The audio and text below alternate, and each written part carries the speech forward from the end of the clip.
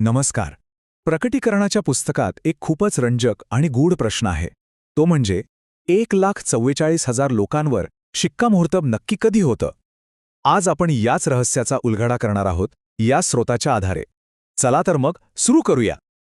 बरं, हा विषय नीट समजून घेण्यासाठी आपण त्याला 5 भागांमध्ये विभागलं आहे.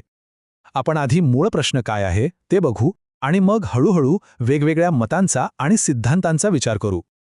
ठीक आहे, तर मग सुरुवात करूया त्या मूळ प्रश्नापासून, जो या सगळ्या चर्चेच्या केंद्रस्थानी आहे. प्रकटीकरणाच्या पुस्तकात काय म्हटलंय की 6वी मोहर उघडल्यानंतर 1,44,000 लोकांवर शिक्का मारला जातो. पण खरा प्रश्न हा आहे की ही प्रक्रिया नक्की संपते कधी? आणि हा प्रश्न इतका महत्त्वाचा का आहे माहितीये? कारण जोपर्यंत हे शिक्कामोर्तब पूर्ण होत नाही, तोपर्यंत एक प्रचंड विनाशकारी शक्तीला थांबून ठेवलेले आहे. आता या प्रश्नाच्या वेगवेगळ्या उत्तरांपर्यंत पोहोचण्याआधी आपल्याला या कथानकातले काही महत्त्वाचे घटक म्हणजे काही प्रतिकात्मक पात्र समजून घ्यावे लागतील. चला बघूया. यामध्ये सगळ्यात महत्त्वाचे आहेत ते 1,44,000 लोक. त्यांना देवाचे सेवक असं म्हटलं गेलंय. त्यांच्या कपाळावर शिक्का मारला जातो का? तर पुढे येणाऱ्या भयंकर संकटांपासून त्यांचं रक्षण व्हावं म्हणून. खरं तर या संपूर्ण भविष्यवाणीचा केंद्रबिंदू तेच आहेत. मग येतात 4 वारे. ही एक विनाशकारी शक्ती आहे ज्याला 4 देवदूतांनी अक्षरशः पकडून ठेवलंय. आणि त्यांना ताकीद दिली आहे की जोपर्यंत ते शिक्का मारण्याचं काम पूर्ण होत नाही, तोपर्यंत पृथ्वी, समुद्र किंवा झाडांना जराही इजा पोचवायची नाही. आणि एक तिसरा गट आहे, तो म्हणजे फरात नदीजवळ बांधलेले 4 देवदूत. हे वेगळे आहेत. जेव्हा 6वा करणा वाजतो तेव्हा यांना सोडलं जातं आणि मग ते पृथ्वीवरच्या 1/3 लोकांचा नाश करतात. म्हणजे बघा किती मोठी घटना आहे ही. आता हे शिक्कामोर्तब नक्की कधी संपतं यावर वेगवेगळी मतं का आहेत याचं मूळ या देवदूतांच्या गटांबद्दलच्या एका मूलभूत प्रश्नामध्ये दडलेला आहे. तो महत्त्वाचा प्रश्न हा आहे की जे 4 देवदूत 4 वाऱ्यांना रोखून धरतायत आणि जे 4 देवदूत फरात नदीजवळ बांधलेले आहेत, ते एकच आहेत की 2 पूर्णपणे वेगळे गट आहेत? कारण या एका प्रश्नाच्या उत्तरावरच पुढचे सगळे अर्थ बदलतात. जर ते एकच असतील तर कहाणी एका दिशेने जाते आणि जर वेगळे असतील तर दुसऱ्या. या एकाच प्रश्नामुळे आपल्याला 4 वेगवेगळे दृष्टिकोन मिळत आहेत. इथे बघा, प्रत्येकाचं स्वतःचं एक तर्कशास्त्र आहे.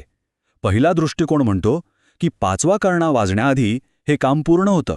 दुसरा म्हणतो की 6व्या करण्याच्या आधी.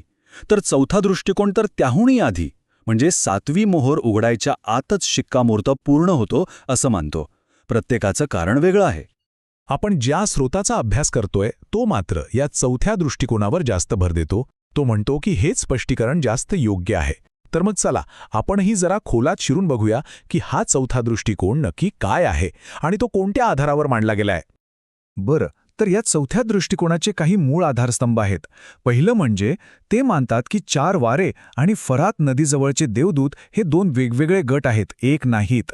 दुसरं, वाऱ्यांमुळे होणारं नुकसान हे काही प्रतिकात्मक नाही, तर ते पृथ्वी, समुद्र आणि झाडांचं खरं प्रत्यक्ष नुकसान आहे. तिसरा महत्त्वाचा मुद्दा म्हणजे कथा सांगणारा योहान, 2 साक्षीदार आणि ते 1,44,000 लोक हे सगळे एकाच गटाचं प्रतिनिधित्व करतात. आणि शेवटचा पण महत्त्वाचा मुद्दा म्हणजे छोटे पुस्तक खाण्याची जी घटना आहे ती म्हणजे दुसरं तिसरं काही नसून शिक्कामोर्तब होण्याचीच प्रक्रिया आहे. आता या सगळ्या मुद्द्यांना एकत्र जोडलं की घटनांचा एक सरळ आणि स्पष्ट क्रम आपल्या समोर येतो. बघा, आधी 6वी मोहर उघडते, मग लगेच 1,44,000 लोकांचं शिक्कामोर्तब पूर्ण होतं. त्यानंतर शांततेचा एक काळ येतो आणि मग 7वी मोहर उघडते आणि यानंतरच करणे वाजायला सुरुवात होते आणि पृथ्वीवर विनाश सुरू होतो.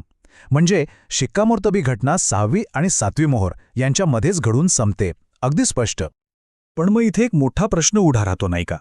जर या 1,44,000 लोकांवर इतक्या लवकर म्हणजे 6व्या मोहराच्या वेळीच शिक्का मारला गेला, तर मग ते 6वा करणा वाजेपर्यंत करतात तरी काय?